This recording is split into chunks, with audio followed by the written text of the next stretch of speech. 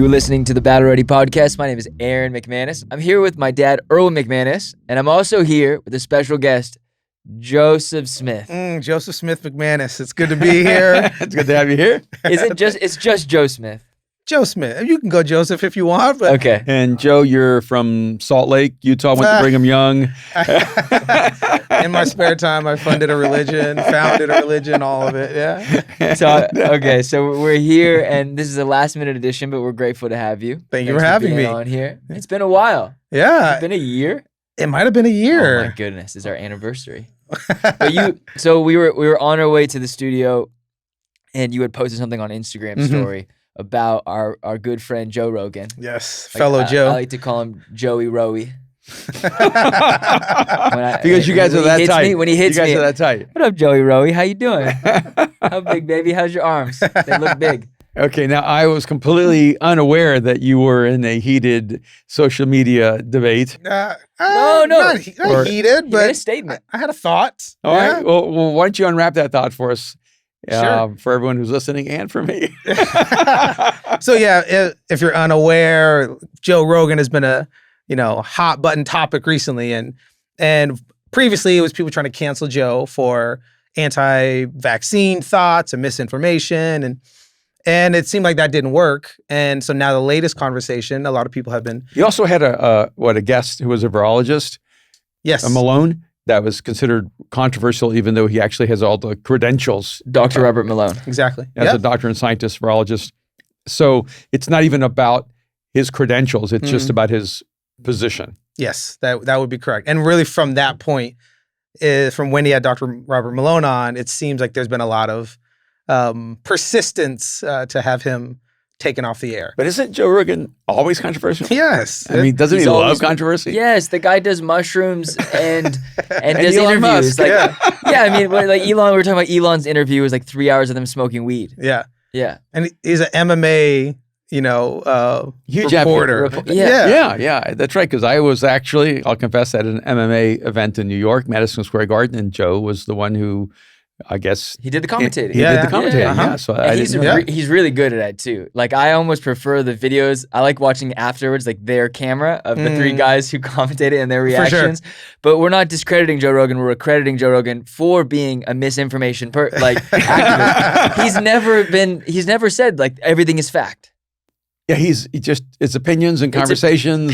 Conversations. Absolutely. But with Malone, it seems like the opposite. I mean, with Elon, they're doing mushrooms and just talking about nothing. Right. But with Dr. Malone, they're actually trying to give people credible information about vaccines. Yep. Super informative. Yeah. Then they try to. Was it Neil Young who began the? I'm going to remove my music if you don't cancel them from Spotify. Yes. Yep. He removed it. And then someone else followed. Joni Mitchell. Yep. And then others. The royals. They're not royal anymore though, right? The regular people. They surrendered their titles. Oh, Harry and Meghan. Yeah. Meghan. Yes. And then the Obamas just came out and said we're going to shop our show around. Okay, so then what you're saying is that all of these people who are expert virologists, but also musicians and artists, presidents, are saying that the one who actually has the credibility shouldn't have the credibility to be on air. Right. Interesting thing. So anyway, back to you. Yes. And so tell us what happened this morning. I've been a part of this conversation. I've been talking with friends. So then the recent thing with Joe Rogan is somebody spliced together a video of him saying the N-word repeatedly over the last few years. And in my post, and I've been talking to friends about it, so I said, let me just throw something on Instagram. I don't do it a ton. When I feel like I have something to say, I do it. So I said, look, I think it was absolutely wrong for Joe Rogan to use this word. I don't think he should ever use it. There's just a lot of connotation. I talked about my own experience. I've been called that word. I've had people DM me that word, and it's hurtful, right? If you're as a black man. Right, because if you're only listening to our podcast, Joe Smith is a black man. It is. And contrary to, I have a brother named Jamal, kids Isaiah, Indigo, Denisha, my family, but I am Joe. Now this is all evidence that you're a black man. Okay. I got Joe Smith. Me and my mom still fight about this to this day. Yes, I am a black man. And so just sharing that word has had, an effect on me. And that word is the N-word. That is the N-word. It's very hurtful, right? Mm-hmm. So in my post, I said, hey, you should never say this. He shouldn't have said it. But I find it very interesting that all of a sudden we're trying to paint Joe Rogan as a racist. We're trying to have a racial conversation about who he is and at his character and nature. Do I think Joe Rogan is a racist? Absolutely not. And even if you know the context of what he was saying, I'm not saying it was right at all, but he was referencing, he was quoting different people's shit. And that context matters. But now all of a sudden people are painting Joe Rogan as a racist. And now we need to cancel him. We need to take him off the air. Artists now are saying, I'm going to remove my music because of Joe Rogan saying this word. I'm like, where was this dialogue weeks ago, or months ago, or years ago? And I'm like, as a Black man, I find it very insulting to try to paint and have a racial conversation about something that has nothing to do with race. So are you implying that white people would pretend to care about Black people just to Why are you trying to get me in trouble right leverage now, a political position they have? We don't know what it feels like as a Salvadorians. No one ever uses us for political advantage or for political maneuvering. So we're just trying to understand. To answer your question, absolutely. And it's very frustrating. It's very insulting. And these are some of the conversations that I have with a lot of my white friends that don't fully understand that, is that I do not want my life and my people and my cause to be a puppet for your political gain or where you want to take a rhetoric in a conversation, because I'm just going to be very upfront and direct. This with Joe Rogan had nothing to do with race. It's everything to do, I believe, with his stance on vaccines. And they want to pull him off the air because they don't like what he's saying, or they don't like the people he's bringing on. And I just do not want to live in a world where, even if I agreed with nothing that Joe Rogan said or any of his people he brings on his podcast, that's the part of human discourse, is to have conversations, is to disagree with people. Why can't we just go like, yeah, Joe Rogan has someone on his podcast. You know what? I completely disagree with what you said. But no, now we can't even have that. If you have a differing point, now I have to be vehemently against you. And I'm just never about that. So Spotify removed over 70 episodes of Joe Rogan's podcasts. I think they uploaded all of his archives since he's moved over to Spotify exclusively for $100 million. Wow. Jeez. Pretty remarkable. Why those 70? Do you know? I think the 70 were probably a few different versions of controversy, but mostly I think having to do with Joe Rogan using the N-word. In 70 different episodes. And it may not have been him in every but it might have been guests and him. I'm not sure. I haven't really, I like Joe Rogan for what he is. It's always really interesting. It's always really interesting. Sometimes it's really boring. Sure. Right? We've talked about it. I know Matt listens to some. He showed me Kelly Slater's. And that was the first time I'd ever heard Joe Rogan. Before that, I wasn't really that interested. I listened to Kanye West. It took me an entire drive to Palm Springs to get through the entire thing. Right. It's not my favorite type of content, but I do think it should exist. I don't care if it exists, but I think it should be able to exist. Yeah. And I think that's the bigger conversation of, do you think, my question would be this right now, table this question. Does it set a bad precedent for Spotify to delete 70 past episodes off of their site or off of their platform? Or is it a healthy move for them?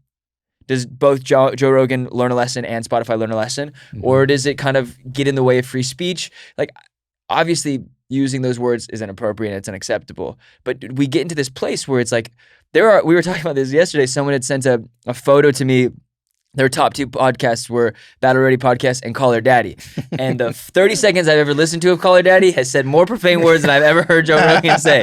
So I was confused, what's it? And then, Alex Cooper from Call Her Daddy is got 20 million for her exclusive rights to Spotify. So it doesn't seem like anyone has a problem with her using vulgar language. Obviously, it's not race-based, but it does I think that's a fair question to ask. When is it too far and when does it become too far in the past to correct, I guess? I think it's a good question. I'm going to let Joe try to address that first.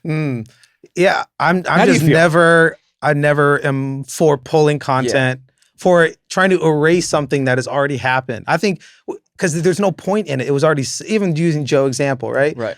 Okay, he said something that was offensive, or people, that's been human history. We have always offended each other. We've always made mistakes with each other, and you can't fix it going backwards. So let's talk about, okay, how do we proceed moving forward? What are conversations? And I feel like Joe's response was really honest and articulate, and he owned it. He said, no excuses. I shouldn't have used that word. I'm not going to use it moving forward. I'm going to be better. And I think so many people can learn from that type of posture. I'm way more interested in how do we grow as people and improve as a society moving forward than trying to erase things moving backwards.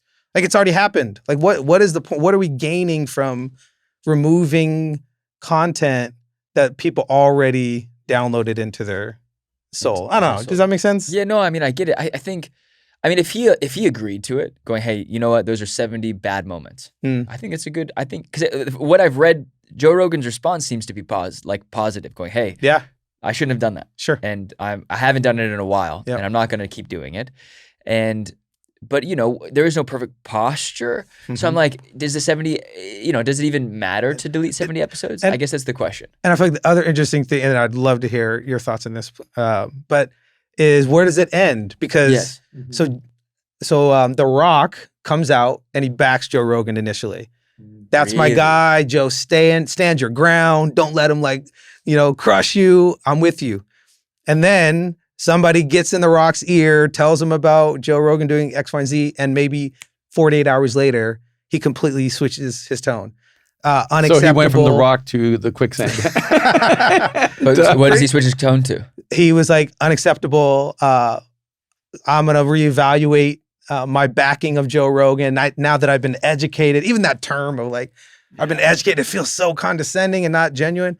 But then after that, people start pulling content from The Rock when he was a wrestler. Yeah, that guy said some stuff. And like offensive things he said about the Asian community. So I go, all right, when is this going to end? Because if we keep playing that game, we're all going to have something in our past that we probably wish we didn't say. There's like some gnarly stuff The Rock said. Like of on course. TikTok and Instagram, that where he's a wrestler where he's making fun of Chinese people. Yeah. It's bad. Like, it's not funny. It's bad. But then it was funny. So it's like, when do the culture shifts? How do you? Yeah, I don't even know where to begin with this, because it seems like so much. We're becoming awakened we're in an era where we're becoming more aware of what was right and wrong, but we're also we have record of what was wrong that we did. Yeah. So how do we handle that? How do we deal with that? How do we like know who to listen to, who to watch? Because The Rock got a call from someone more powerful than him, Right. saying this isn't the right fight, so that we can put out Treasure Island 16. Sure. You know, or Journey to the Center of the Earth Absolutely. 5, Jungle Cruise 9. Jungle Cruise 9, like or Jumanji 10 or something, you know? So it never feels pure, Yes. right?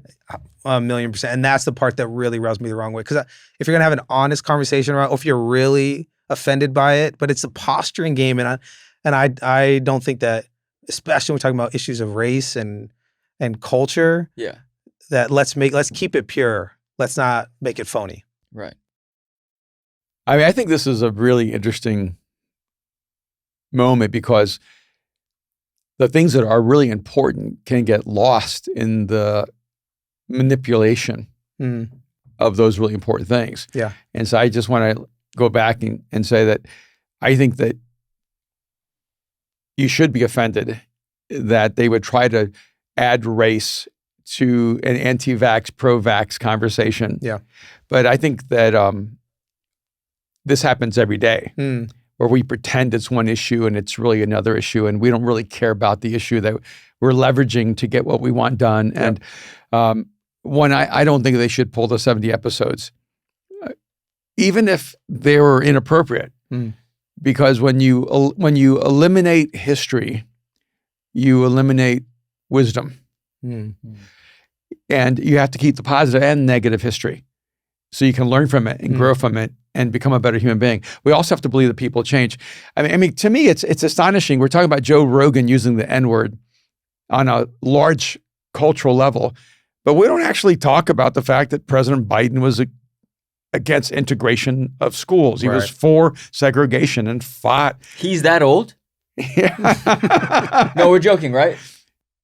No, he voted against integration. Yeah, and really most of his policies were what people would consider racist policies. Absolutely. Yeah. And he gets a pass as a Democratic president, but Joe Rogan as a podcast talk show host is going to be held to a higher standard. Yeah. And to ignore the fact that historically we have had a racist narrative all the time. I mean, I think I grew up with the Lone Ranger. Even in El Salvador, I watched the Lone Ranger. But the Indian's name is Tonto, which means fool or stupid. So his sidekick was called You Idiot. And so you can't say there hasn't been like racist narratives throughout time. Sure. But if you're going to eliminate everything that is now offensive, wouldn't you have to, I'm going to ask Brooke this, wouldn't you have to eliminate every James Bond before Daniel Craig because they were so misogynistic? They were incredibly misogynistic. There was a little bit of like a Michael Bay-esque quality to appreciation of the female co-stars in those movies. Has there ever been a Bond girl that's not walked out of the ocean? No, but with Slowly Daniel Craig, at sunset. But with Daniel Craig, he was his swimsuit was smaller than any woman in a Bond film. I feel like he reversed the trend. I was like, okay. No, because when James Bond began with Daniel Craig, women were intelligent, they were powerful, they had their own... They were powerful. Yeah, they were very powerful. Their own identity. But before that, basically you should ban every James Bond that's ever been made before that. Yes, and the villains themselves were very stereotypical. Yeah.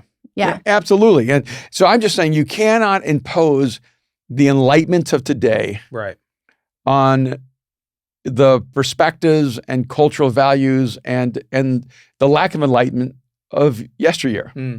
You have to accept the fact that people have progressed and grown and developed as human beings. Yep. You said something a minute ago. You said we don't believe that people can change. And is it about believing they can change or letting people change?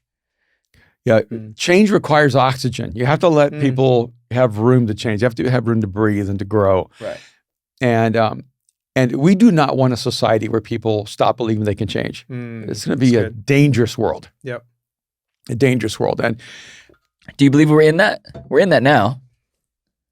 It doesn't matter if you change. I don't think we're in a society yet where we don't believe people can change. We're in a society where we don't want people to change.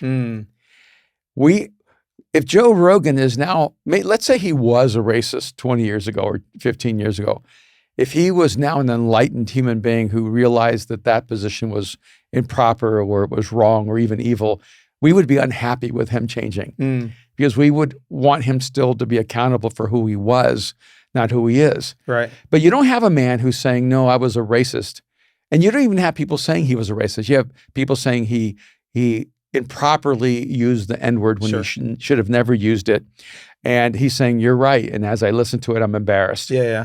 And I do think we have to accept the fact that there was a time in our culture where people thought they were cool by using the N-word. Sure. They thought they were being relevant and hip, and especially white guys thought they were being more black. They were like connecting more on a racial level. And the reality is that we're all going through an education process of how to relate to each other with greater respect and how to understand the language that matters and the language that is sometimes acceptable in a culture, but not acceptable outside of a culture. For sure. Yeah. You know,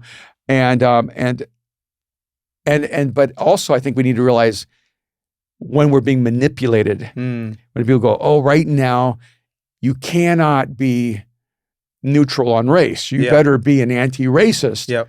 And so if you can throw Joe Rogan or anyone into the other category, you can't be for them. Right. Yeah. And I just appreciate you, Joe, because I didn't know about this until later. Sure. You know, coming out on this. Yeah. You know? Yeah. You walked in and I was on the phone with Joe. Yeah. And you were like, what happened? I was like, on? I'm talking with Joe about Joe. 1 second. And I feel like with it, do you think too, it's a part of this where we don't necessarily want people to change, but it's like, if you are going to change, you have to change like to the way I want you to change. Yeah. It's like, we're all becoming the same person. We're all thinking the same way. And that's the part where, I am really nervous about us moving forward, is that it's not just that we don't want people to change, it's that, no, you need to change like me. Yeah. You know, and that's not a healthy society. Yeah. And it doesn't even feel right now that it's authentically about racism as it is about political positions. And because no one is holding white Democrats to their past. Yeah. It's a bad past. Yeah, for sure. But you are holding a talk show host whose whole purpose of entertainment is to be controversial. See, I'm sitting here going, could Howard Stern start a career now? Would it be possible for him? Right. Joe Rogan has created a career on the Howard Stern playbook, out of the Howard Stern playbook. Howard Stern did it first. But the irony is that all of these, like the guys that are trying to cancel Joe Rogan, were all big Howard Stern fans back in the day when they were younger. Yeah. So it does feel, does it just shift every generation or every 4 to 10 years? You know, I was thinking about it last night going, Hollywood is now like the vocal epicenter of appropriateness. And when Hollywood was the incubator for Playboy and Hugh Hefner. Right. And for decades, Hollywood didn't care that women were treated like HBO After Hours and Cinemax? Cinemax or whatever it was? I remember I wasn't allowed. Women were treated like possessions, like objects that were treated as disposable commodities. And that was Hollywood. And Hugh Hefner was their star. Yeah.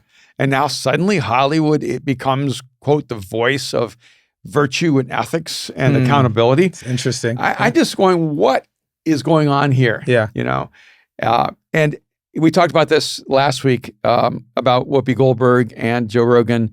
I don't care if it's a liberal or a Democrat or a conservative Republican or wherever a person is. I actually think free speech is more important than, quote, cleaning the airways up to make sure that the right things are censored. Yeah, it's good. Who's going to decide what's censored and what's not? Can we talk about misinformation? Because Let's go there. I think let's go there. Because misinformation has always been. What are you laughing about? No, just go ahead. What are you laughing about? I just still laughing. Let's go there. Misinformation has been something that is embedded in culture forever. There's always someone right. There's always someone wrong. And then there's me. And there's always someone who's trying to get it right, but keeps getting it wrong, right? So there's like, how do we create a culture where misinformation isn't destructive to the entire thing? But then how do we allow people to have voices that are still like a work in progress? Because I think you look at so many of these voices that were on CNN, Fox News, MSNBC, on podcasts, politicians, scientists, medical experts who were saying completely different things about COVID. Weren't there politicians that were saying if you get the vaccine, you will not get COVID? Well, this is hold on. Yes. Weren't there reporters who were saying if you don't get vaccine, you're going to kill everyone in your family? Yeah. Wasn't our governor saying we're kill our grandparents and others? And I mean, our president president went on the airwaves. Who's our president? No, go ahead. Our president's still Michelle Obama. Hey, 2024. It's not too late. We love you, Michelle. Please. But yeah, I mean, our president went on the air and said, if you get the vaccine, you will not get COVID. So it's like there's no more person with more cred. So Did it's like. Yeah, but he's not held accountable to that. Wait, when? How long? Like recently? No, a while ago. Biden in June 2021. June Said 21. what, Brooke? Please quote him. He said, if you're vaccinated, you're not going to be hospitalized, you're not going to be in the ICU, and you're not going to die. Wait, why are we? That was a dark laugh. It just, there's no accountability for that. Right. No. There's just zero accountability for that. Absolutely. Yeah. But I have to say, there's something that we did that is reflective of the culture. Who's we? Us three. Okay. Just now? A little earlier. Maybe I did it. Maybe I did it, but What'd you do? Oh, I'm so curious. and, Thank God you did something for once, because it's always me. when Joe Smith Yes. was going to express his extreme disapproval for bringing race into trying to cancel Joe Rogan, I paused to make sure everyone knew he was black. Because I knew that if people thought that opinion was coming from a white man, we'd be in trouble. Interesting. Yeah. And so it isn't even the position anymore. It's the platform. It's the person. Yeah. And so Rachel Maddow on MSNBC can get up there on the news and say, the science is clear. If you're vaccinated, you cannot get COVID. If you're vaccinated, you cannot spread COVID. Right. If you're vaccinated, the pandemic is over for you. And no one holds her accountable. No one tries to cancel her. Yep. Although I don't know if anyone watches MSNBC. Maybe they've already been canceled with the 500,000 people that watch it or whatever. But what strikes me is that if Joe Rogan had said something on the opposite end, as factually incorrect, as scientifically irresponsible, there would be all this effort to cancel him. Yeah. But there's no effort to cancel Rachel Maddow. Sure. There's no effort to cancel President Joe Biden. There's no effort to cancel people who hold the positions that right now culturally we're obligated to hold. And that is a little disconcerting. Joe, is your position valid even if you're not a black man? Wow. Yeah. I mean, and that's where we're moving, is that we can't even have conversations about things that we aren't in that lane, or we don't have that level of expertise. And that's not reality. You have to be able to like have a honest, vulnerable, like, let me look you in the eye and like share, this is my perspective. This is my experience. This is what I've learned. This is how it affects me.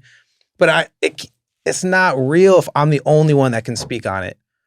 It's got to be a space where you may not be black, but it doesn't mean you've never experienced things that affect you and affect black culture and black representation. We all can have voices in spaces that we've together as a culture kind of taken in and experienced. And I learned from conversations with you and, both of you. I love this podcast. My brain is exploding and my like insides are like on fire because I love the conversations you guys have about pushing the envelope forward, about things that are controversial or that there isn't like a through line where we all have to agree on this, that you're posing questions that actually makes us more human and it makes us more empathetic.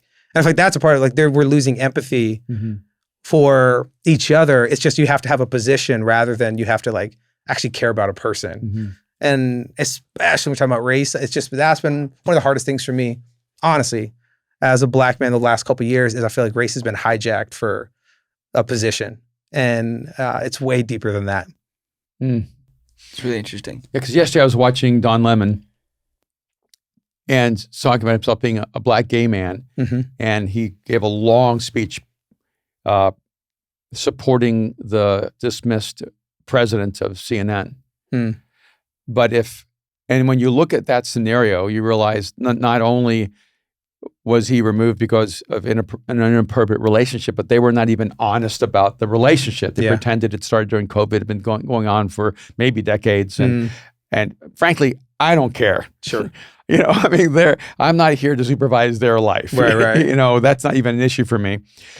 But as I listened to Don Lemon, and I think I saw a tweet from another journalist saying this is an embarrassing moment for Don Lemon and all of CNN, and they said, and all journalists.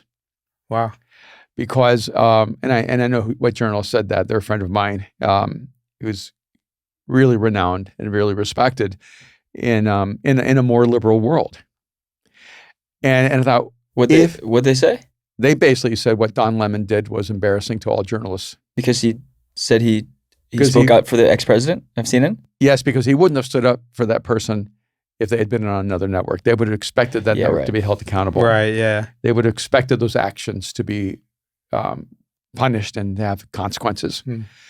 And I think that we're in a situation right now where everything is so convoluted that, and I'm okay with Don Lemon having his opinion. Sure. See, I feel like, he has a platform, he gets to say what he wants, and then people get to decide if they agree with that platform by watching that show and supporting it.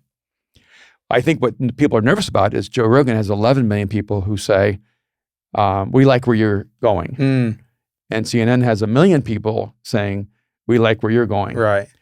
And Wait, you think CNN has 11 million people? No, a million people. Yeah, 1 million right, people. sorry. 1/10 Yes, the number of people. Yeah.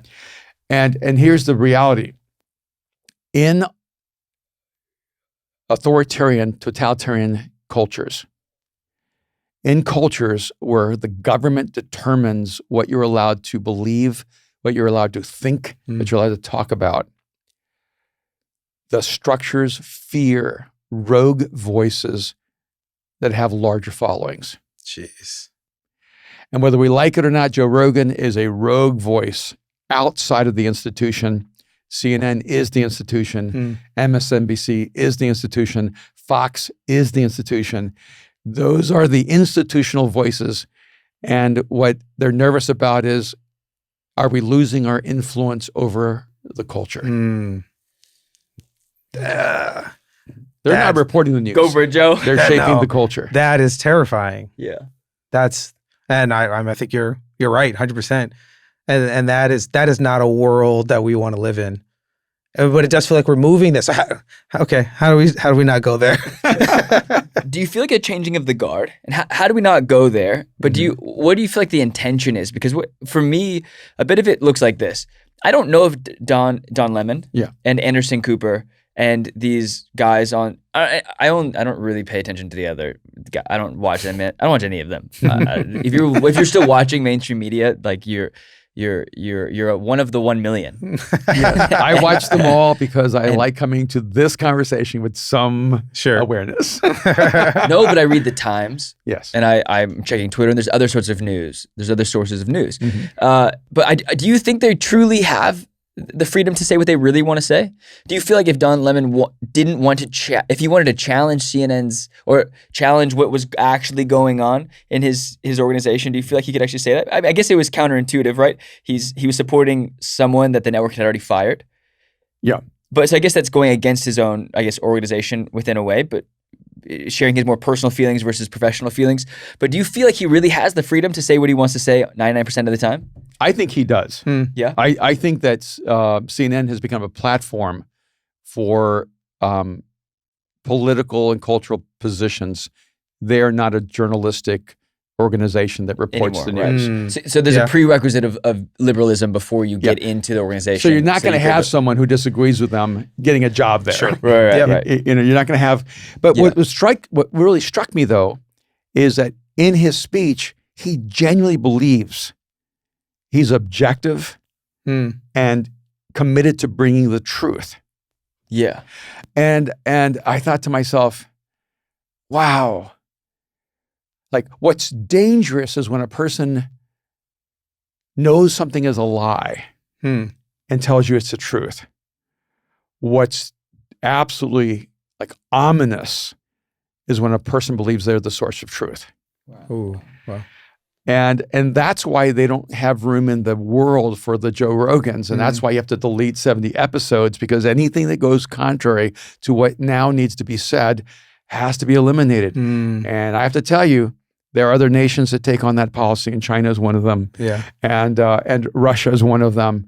And we need to be careful because if we do not have dissent, we do not have a future with freedom.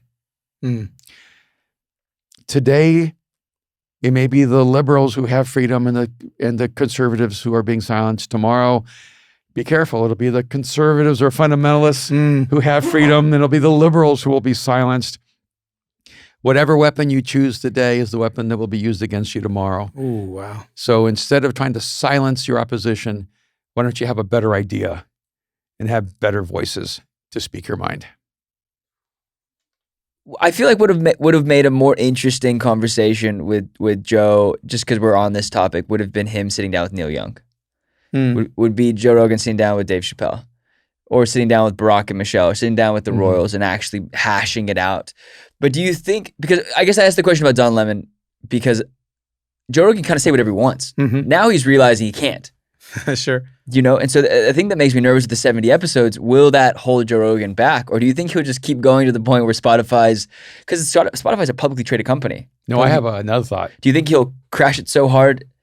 I think that you know how you have NFTs, which I do not fully understand, that you buy for $5 and you sell for $27 million. Please show me one you can buy for $5 and I will. Just the gas fees aren't even $5. That's why I see that on Instagram all the time. I bought this for $50. Right. I just made $27 million. It isn't real. The 70 most valuable episodes that Joe Rogan will ever own are the 70 that have been removed. He should package those babies and sell them for so much money. But do you feel like that's promoting something that's derogatory and racist? No, I think that he should add commentary to it and go, shouldn't have said this. This is what I meant. This is what I said. I got to own this, but I don't want you to misunderstand this. Like, I think he should actually add commentary. Sure, yeah. To those 70 episodes. But you're talking about making that art. Yeah. I guess what I'm asking is, do you think there's a better way to finish this conversation out? Because what it seems like is that Joe Rogan, whether it's now or in a year from now, it seems faster than it's ever been. Can he survive the next 6 months? What do you think, Joe? I mean, money always talks. So well, he seems like he brings in a lot of money. He brings a lot of money. Brings in a lot of money. Absolutely. Like Dave Chappelle, right? You know, for sure. And I think he's going to be fine because of what he pulled. I think if his audience, obviously numbers decrease, and he goes from 11 million people listening to all of a sudden now it's flipped 1 million people, then Spotify's going to have a different conversation. But I think, but you know what you're getting with Joe Rogan. Again, you're getting a pot smoking, mushroom eating MMA host who brings on interesting, crazy people to talk about life. And I think there's always going to be a market for that. Yeah. And I want to listen to that. I never listened to Joe Rogan before a few months ago, but it's been really fascinating to have different perspectives. And like and I do, even to your point, Aaron, about like Joe and Neil coming together. Like, one of the more interesting things I saw recently was a friend shared with me, there was like a interview of a guy who was a flat earther and like a scientist. And they just had a conversation about life and about, why do you believe the earth is flat? And it was so beautiful. At the end of it, they like hugged it out and they said, man, I thank you so much for hearing my perspective. And the guy who was a scientist didn't crush him for thinking you're an idiot or a fool for being a flat earther. He's like, hey, I want you to know there's always room for discourse. And I was in a similar conversation, ironically. I was with these intellectuals. One guy had, one of the highest IQs in the world. The other guy was a flat earther, also very intelligent. And somehow I got pulled into it. They said, oh, Erwin, you need to be in this conversation. I'm going, why in the world would I need to be in that conversation? Yeah.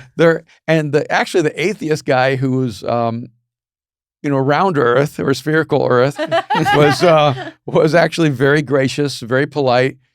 The guy who's a flat earther, unfortunately, from my perspective, was a really strong Christian. And I kept saying, flat earth explains everything, explains air travel. He went on. And I just finally went, you're crazy. It's like, I do think there's a certain point where it's okay if science proves someone else is wrong.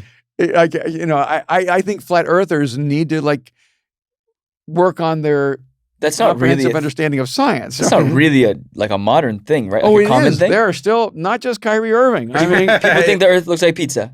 Yes. Yeah. Oh, no, absolutely. For sure. Absolutely. And it's just absolutely bizarre, right, to me, and they've never seen marbles before.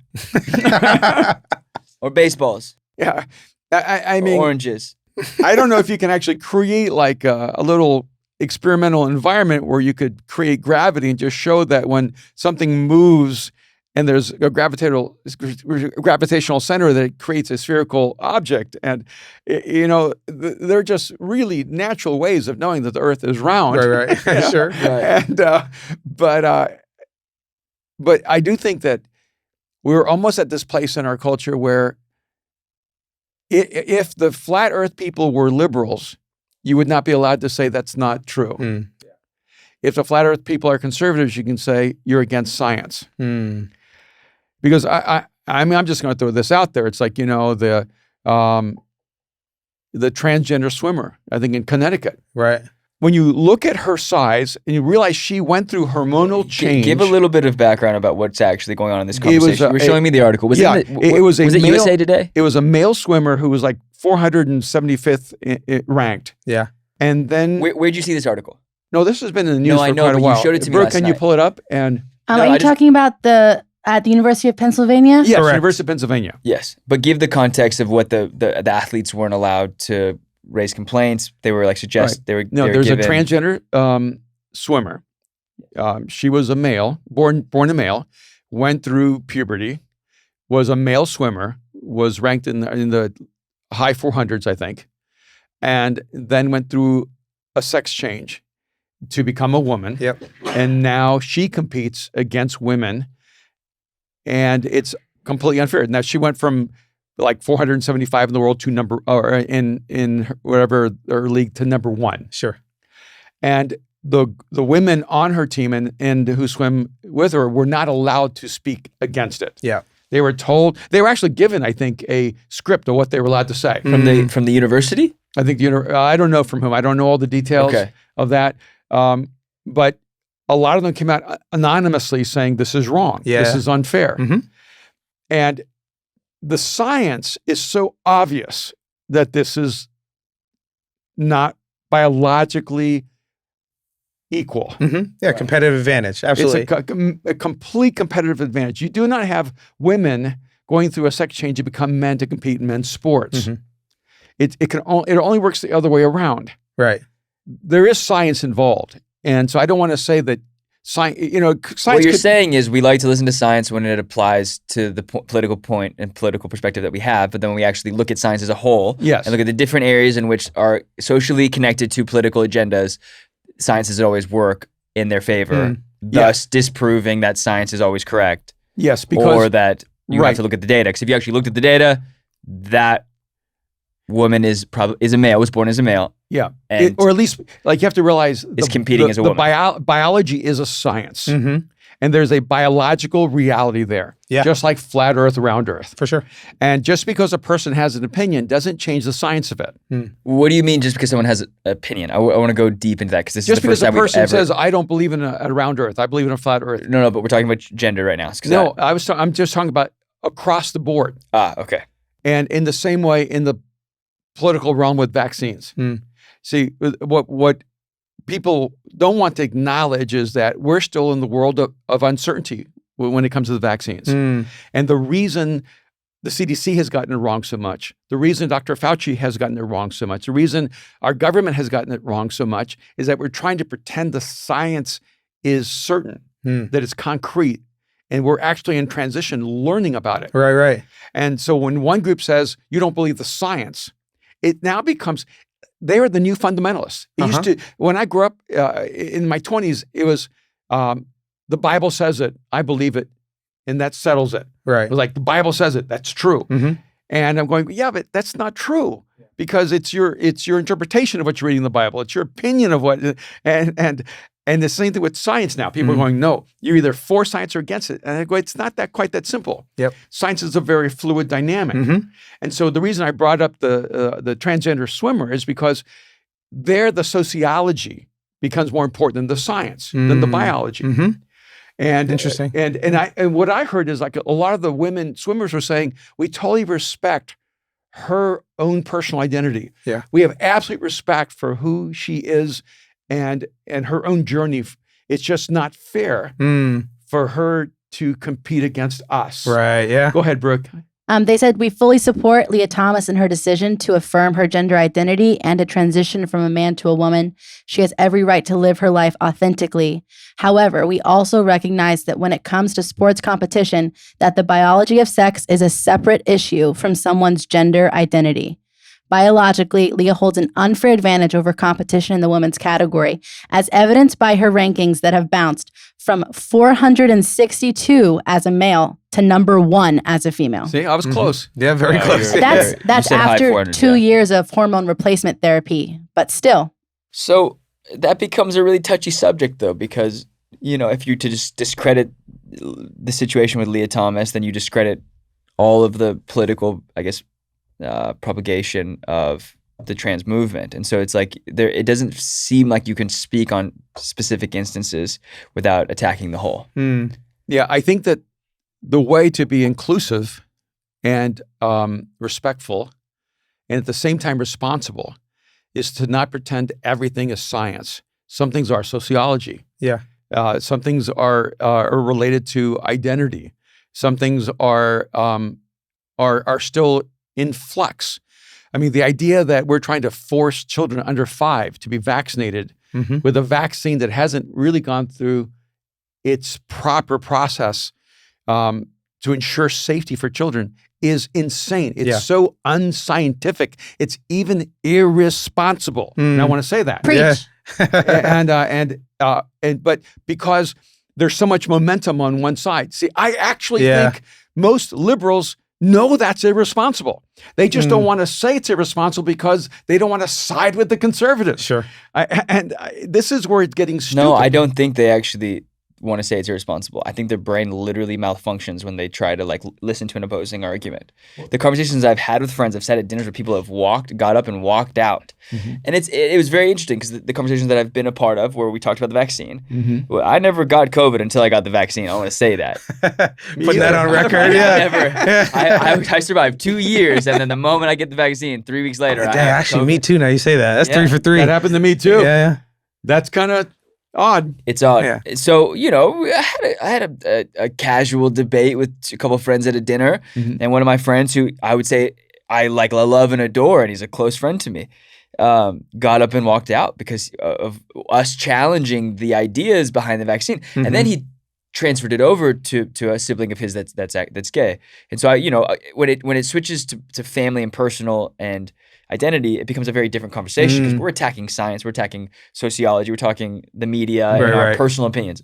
And then it goes personal. Sure. But it felt very connected, right? And so,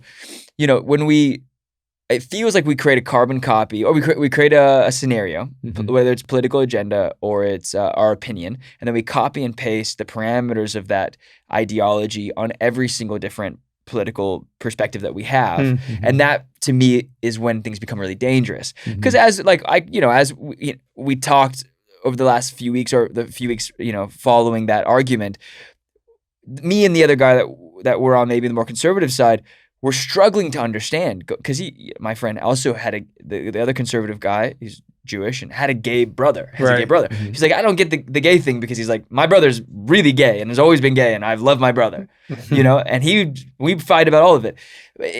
But I guess what I don't understand is like, how do we come to that conclusion where our one opinion about one thing transfers into all things, and that if you disagree with one thing, you must disagree with. If you disagree with vaccines, then you also disagree with gay people. And if you disagree with gay people, you must disagree with vaccines and science and all these things. How did we get here? How do we get out of it? Oh, perfect example. Let's go across the border to your home country, Joe. Put that on record. I would say Tucson. It's from Tucson. No. The secret is he was born in Canada. He was. I was indeed. Near Anne of Green Gables? Nova Scotia? Is that where that is? I have no idea. That's how much I know about Nova my country. Scotia? I was born in Nova Scotia. Yeah. I knew Canada, but I didn't know Anne of Green Gables. Yeah. Neither did I. And you're what I think of when I think of people from Nova Scotia. You and Anne. And Trudeau basically came out and said that all the anti-vaxxers were like misogynists, anti-gay, like white supremacists. Like he put them all in this category. And I went, wait a minute, how is this possible? I mean, people talked about the fact that one of the people groups so violently against taking the vaccine are Black Americans. Yeah. I mean, it's my parents. Yeah. But it doesn't fit the narrative. You see, the only people who are supposed to be anti-vax are racist, white supremacists, conservatives. Yeah, it doesn't talk about the endless number of Black Americans who are going, we don't trust the vaccine. For sure. Yeah. And it's because if it doesn't fit into a political category, it doesn't have the power needed to fulfill the agendas that are unspoken. Yeah. Wow. And Interesting. And so I just think that time does actually reveal things. Yep. And the things you thought were so right in one moment, a few minutes later, you start going, oh, wait a minute, they're not so right. Look, it wasn't just a heartbeat ago where we were told that it would only take 2 weeks or 3 weeks for us to flatten the curve. Yeah. And we accepted that. And then we were told, no, it's going to take longer, but we didn't challenge it. It wasn't that long ago we were told that if we quarantine and stay at our homes for a year or whatever, or a few weeks or months, Sure. It would eliminate COVID, and it wasn't so. Yep. It wasn't that long ago we were told that the vaccines were not safe and that Trump was being irresponsible at trying to release them. And then that changed. We were told then if we were vaccinated, we would end the pandemic. We were also told that that if anyone who suggested that this virus came from a lab was seen as it was made out to be a pariah, but now we know that it probably came from a lab. Right. Mm-hmm. So if Joe Rogan had said it came from a lab a year and a half ago, he would have been close to being canceled. Now we have medical, scientific community saying it's as likely that it came out of a lab. Yeah. Right. And not China's fault, but a Chinese lab, the one they talked about in the beginning. Yep. So with American involvement. With American involvement and American investment. Yeah, and all I'm saying is that these are things we were told were black and white. Yeah, right. And now we know they're not true. And we were told that if you had the vaccine, you would not get COVID and you would not spread it. So but we don't seem to hold anyone accountable for saying things on one end of the spectrum. Yep. But we want to cancel people for saying things on the other end of the spectrum. And so should there be a misinformation fine? Because Joe Rogan, I want to know, because I want to pose this as a potential concept, because this idea, Joe Rogan's not saying he's an expert, though I will say that the few times, not many times, but the few times that I have listened to him, it seems like he reads the books of his guests. Yep, I think he did a lot of research beforehand. Does a lot of research. Absolutely. And I think he seems to have a lot more research and fact checking than CNN. I just got CNN needs a Brooke. They need a Brooke out. I'm not even going to bring Fox things. I don't know if they worry about faxers. They're so relevant. I forgot what I was going to say. You took me on it. No, you said you have a proposal for fines? Misinformation fines. Joe Rogan's not saying it's factual. He's saying let's have conversation about what could be facts. Yes. CNN and Fox News are saying these are the facts. Right. Trust the science, which they're really saying trust us, that we're trusting the science, or that we're going and doing the research for the science. And even more so MSNBC. Yeah.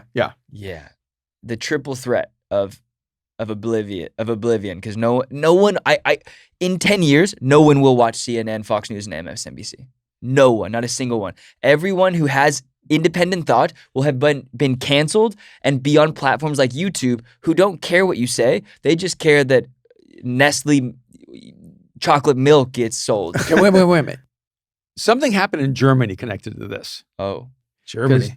Germany basically, I think Zuckerberg threatened Germany. So the European Union is changing its bylaws in Information Act. It updated it, and so France, the PM of France came out, and Germany, but the PM of France came out and said, "I've been off Facebook and Twitter and Instagram for the last decade because I got hacked so bad."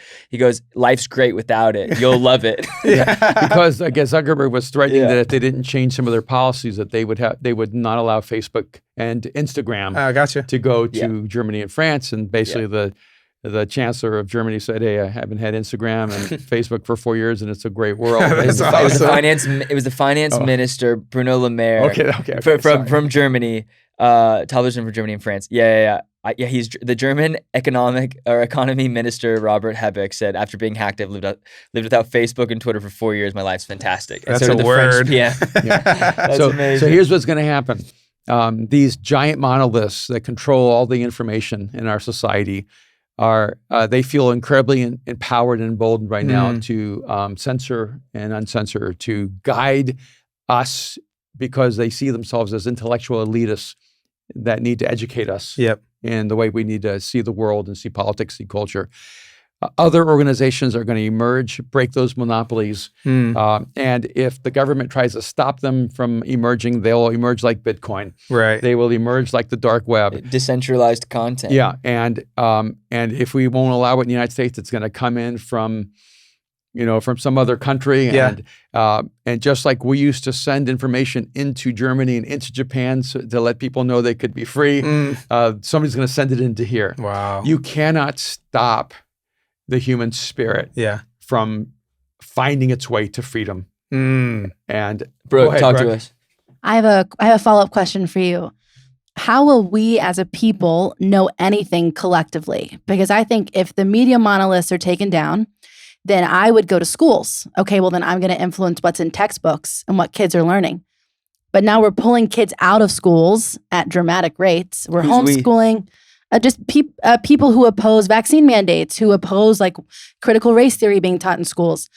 Charter schools are booming. Private schools are booming. Homeschooling is taking off. So if even school doesn't present a coherent line of thought, a cohesive way of thinking, how do we know anything collectively as a nation? What happens to our national identity? That's a really big question, and I don't know if we have a national identity right now. What's her name from the Olympics last night? The young girl, Chinese snowboarder who's not Chinese. She's American. She's American, right? I thought she was Kiwi. The jumps, like the ski jump, girl? No, the snowboard jumper. She got the gold medal last night. She won the gold medal for China. I want to say her name's like Krista Eugene Lee. I don't know. She went off. But I think she's American. Well, I know that the Chinese figure skater is from like right here, Beverly Hills, Brentwood. Yeah, she bombed. And she did not do well. I feel sad for her. She came in last place. It was really devastating. Yeah, it was tough. Hold on. Let me find Olympian. Eileen Gu? Zhu Yi? Yeah, Eileen Gu. I think she's Kiwi. Eileen Gu is a Chinese American. Oh, Chinese American. Okay. Yeah, she goes to Stanford. Oh, wow. 2020 class of 2026. Let's see where she was born. Well, Stanford's what? Just a few miles from Beijing. Born San Francisco. Look, I'm not discrediting her Chinese heritage. Right. But I am saying there is this idea of that would have been, she just won a gold medal for China. And then coming back here. Yeah, right. Of course, but like nothing against her coming back. We were talking about it last night because I was like, something feels wrong. Like I'm supporting her. I want her to win. She smashed. She absolutely just destroyed that jump. But it felt weird. That should have been a U.S. medal. Sure. And if you were born here, you lived here, you were trained here, you compete here. Not that it doesn't make you Chinese. Not that you can't be Chinese. But are you going to the Olympics for China or are you going to the Olympics for the U.S.? She didn't announce she was switching until 2015. She switched in 2015? After she went to her first World Cup. She's from San Francisco. She was 12 years old? She was 12? Yeah, she was like, she's young. She's only like 18. She's 18, yeah. She's 18 now. So math, So 5 years ago. Yeah, so she was 13. She's probably. So are you saying that is one sign that we're losing our cultural identity? Our cultural identity. Yeah. Our national that's identity. interesting. That is interesting, isn't it? We did compare it to like, there's a lot, in UK, Premier League's massive. So many Middle Easterners, so many South Americans, so many like actual like Africans from Nigeria. So, and then they'll go and they'll play back. They'll go back and they'll play for the Olympics or they'll play for the World Cup for their home countries. Mohamed Salah plays for Egypt, and that team's pretty tough without Mohamed Salah. These guys wouldn't be making it very far. But there's something to be said, right? Of like, where did you grow up versus like, what's your home country and how many generations separated are you? Maybe she's a first generation immigrant. So I don't know. Like, I'm never going back. Not that El Salvador would ever want me, but I'm not going back to El Salvador and maybe if they paid me $4 million and gave me a condo on the beach, then I would maybe be like, yes, I'm down. San Salvador. I mean, think about it. Salvador. Baseball is America's pastime, played by Dominicans. But it's the the NBA, beauty of sports. right? The NBA's new heroes are Luka Doncic and and Jokic, and it's a new international world, right? I love it, and I think that's a really beautiful thing. I do think there is something also to say for a positive national identity. Yeah. As a people, right now, I think we're not allowed to be proud to be American. Yeah. And in fact, I can't remember how to say his name, but I think it's is it Adelante or J.A. Adande? Adande, which I watch all the time, and I just on ESPN. No, around is it? It's ESPN. He's on ESPN. Yeah, ESPN around the horn, and he was trying somehow to compare the genocide of the Muslims in China, the million people that are being imprisoned and murdered, to be a cultural equivalent to us not having enough black coaches in the NFL. Right. And since we're still playing the Super Bowl, we should still have the Olympics, as you have to ignore that kind of cultural genocide and injustice, or we just can't have sports. And I'm going, everything is not the same. No matter how bad you think the situation is here, this is not China. Yeah. This is not Russia. This is not North Korea. And the moment you start thinking and acting as if the problems in our nation are the same as in those nations, you are detached from reality and you're not a part of the solution. Yeah, wow. You have to be able to see the good and to make a nation better. For but sure. isn't that what the Olympics is for? Isn't that what sports in general is like? Yeah. Is it a platform for perfection, or is it a perfect place to have a platform for imperfection and like different cultural ideas? Because every Olympics seems to decimate whatever country they're going to because they're building all these arenas that are never used. Right. And whatever the stuff that's going on in Qatar, or the stuff that was happening in Brazil in the World Cup like 8 years ago, or stuff that's going on in China, like making fake snow, millions and millions of pounds of fake snow, and like our Earth needs water. Right. Can things not just be both? I guess a place to have a political platform without canceling the Olympics in China. Well, I think what you're saying is that it's not equal, and what I'm saying is that it's not equal. And I do think that they are. It seems like the perfect place to have. I guess we have to ask: do we take any global moral responsibility, or do we just say that's not our responsibility? Right. And I think there are people on both sides of these things. I mean, LeBron James's position, who's very respected athletically, is he cares about the issues here in the States and is indifferent to the situation in China. Sure. So he can make money in China and not feel like there was a moral dilemma for him. Right. I think that those are some things that we're going to have to talk about more as a society, as a nation. But it's odd because then we're looking at the Ukraine and we're going, well, Russia's going to Ukraine. Do we do something about that? But we don't do anything about China. I think sometimes we have to ask ourselves, are we focusing on the humanitarian problem, or are we focusing on a political, economic problem? And I guess for me, the question would be, why do things matter in the moment that they matter, right? Like looking at contextual information. Because having black coaches in the NFL is definitely important. Absolutely. It's not equitable in the moment, it's not equitable to genocide and to mass murder or to mass enslavement. Yeah. But it is a reflection. I mean, like, if anything, it's like you're looking into the future of what is happening in China. Yeah. Right. This is a singular problem that's going. We need more integration. We need more diversity. It has to happen. To happen naturally, it feels like oftentimes it has to happen unnaturally at first, right? There has to be, but then this is 300 years ahead of it. Almost, we're looking at the future in the U.S. of what's going on in China, and can we go back and help fix what we did wrong in the U.S. and China, or do we have no perspective or no point of view, no power because we did the same thing and not we? Well, you have to remember, China's a much older nation than us. Sure. So we've accomplished in 300 years what they haven't accomplished in thousands of years in terms of human rights. Jeez. Yeah. And we forget the United States of America is a very young nation. Right. The progress this nation has made is so astonishing. It's almost, mind-blowing. Yeah. And there are all kinds of issues, but the issues of coaches is an issue of opening up the ceiling so that people of color have an opportunity for the highest positions in our land. Yeah. The issues in China are, do you have the right to exist? Wow. Or are you going to be killed simply because you're a Muslim or because you're a people group that is not accepted by the majority power? Jeez. Yeah. They're not the same things. Yeah. They're not the same things. And thank God that our nation is actually able to have these kind of conversations. See, in China, you can't have these conversations. In China, you will not be allowed to have a Joe Rogan or a Whoopi Goldberg. Sure. Yeah. You can't even have the proper ending of Fight Club. Although he seemed to have conformed to that pretty easily. Yeah. But that's an interesting point in terms of now we're going to the point where we're changing endings in films. That's just art. And are we going to change every film about slavery and cut that out of our history because it was too painful, because it was wrong in the moment, and it's like, I love what you were even just sharing in terms of we do have a beautiful nation, and we're not celebrating how powerful in terms of human rights and freedom and what it means to truly be American.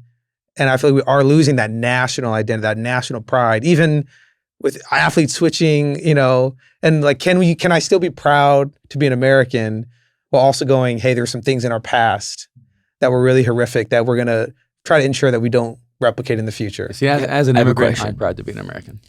I'm super proud to be American. I'm an immigrant from Canada as well. I do have a question. We were talking about the words you're not allowed to use as a white person. Yeah. Right? Or as any other person outside of the black culture, you're not allowed to use the N-word. But I'm not making a case for being able to use it. What I would say is that, do you feel that the white appropriation, or I guess the majority appropriation of Black culture in America, has decreased the value of Black culture or increased the value of Black culture? Yeah, that's a really interesting question. Does that make sense? Oh, it's a good question. Yeah, it's a great question. And I think it's like one of those, it's both and. Yeah. You know, absolutely. Like I think there is something to when a culture, you know, is being hijacked in different arenas. Right. You miss out on some of the power that comes from that unique culture when it becomes monopolized and everybody wants to, you know, look Black, talk Black, act Black. Yeah. But that's on one side. But I think there's a beauty to seeing, you know, Black culture represented in so much of American culture. Yeah. Because it's one of those things. It's aspirational. Like, look at the story of coming to this country as slaves.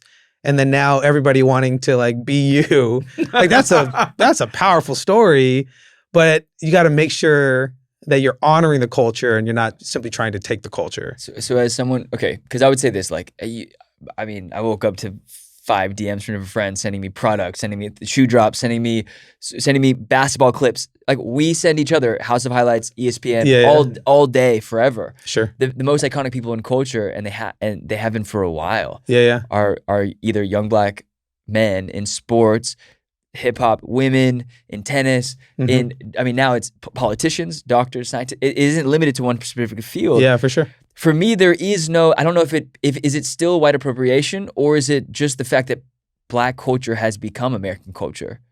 Yeah. And it has built a new foundation. Boom. Right?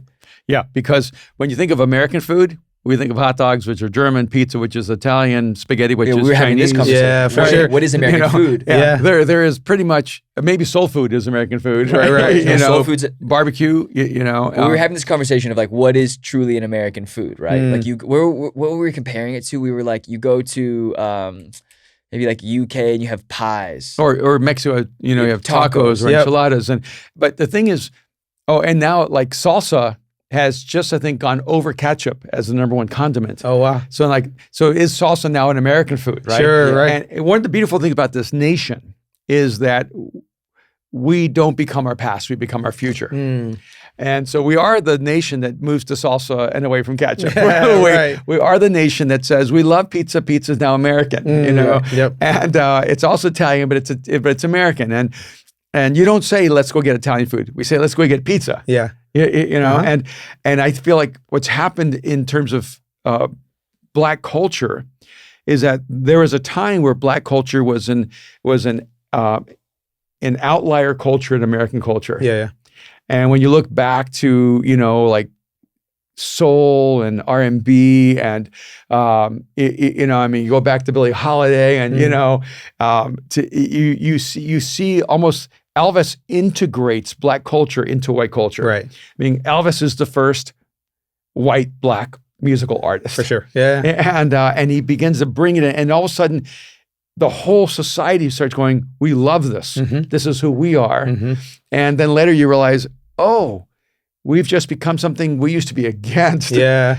And I actually think that Americans are almost not even seeing themselves as an identity outside of the influence of Black Americans. And I actually think it's a really powerful thing. It's an extraordinary thing because you're taking the best and the most beautiful from the different cultures and creating a new culture for the future. Yeah, that's beautiful. Yeah. You know? And part of what we struggle with is that none of us are, very few Americans are 100% one story. You know, so I'm, you know, 25% Native American, so I guess I'm Tonto. And I'm, you know, 60% Portuguese, Spanish, Iberian, which means I'm the conqueror who raped and pillaged and a people. And those are the two stories, like the indigenous people who were the victims and the oppressors. The pioneers were the oppressors. But what do you do when both those stories are in your blood? Wow. And I feel like there's almost a season of self-loathing that a lot of Americans are going through and realizing, look, you are informed by your past, but you're not your past. Yep. I am not by blood Christopher Columbus or Amerigo Vespucci, or I am not by blood simply what the indigenous Native American Indians were. Yeah. I am something new. I'm the convergence of the world coming together, and it's true for you, and it's true for most, I think, all Americans. Yeah. And I think it's the more beautiful and better future. I agree wholeheartely, and I think that's the beauty of when you can celebrate, like we're talking about Black culture and so much of American culture. Yeah. See, I don't see it as, you stole our culture, and culture appropriation for me is such a low hanging fruit term because the idea is that you have to keep it for yourself. And I love that the most beautiful things that make like the Black culture so unique and so powerful is now available to us all as Americans. And you don't have to segregate and go, no, this is for my people and this is our thing. That's the beauty of America, like the United States of America, that we can bring our uniqueness and diversity together and we can actually become more human, become more. And sometimes seeing it in reverse helps. Because basketball is a white sport. Sure. You could say, so white. It was. Everybody played basketball was white. You say it is. I was like, no, that's not my whole point. It was a white sport. You could say, it was culturally appropriated by Black Americans. Yeah. No, it was elevated. Yeah, sure. Yep. By the integration in the sport.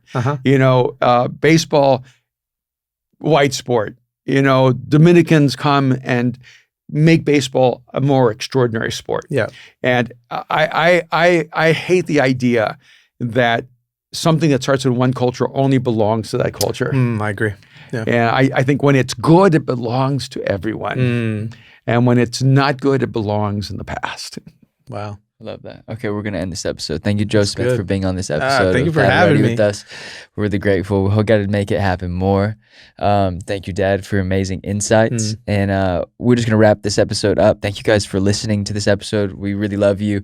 If you're listening to us on Spotify, you can like and you can review our podcast now. So you just go up to like the top left corner, hit the stars, give us 5 stars, and yeah, thank you so much. And then if on iTunes, you can rate and review this on the Apple Podcast, and on YouTube, hit subscribe, hit the like button, give us a comment, follow us on Instagram. You can check us out on TikTok, and that is all that I have for you for now. Good to have you, Joe. Go Canucks. Go Canucks. No, I'm a Canadian fan.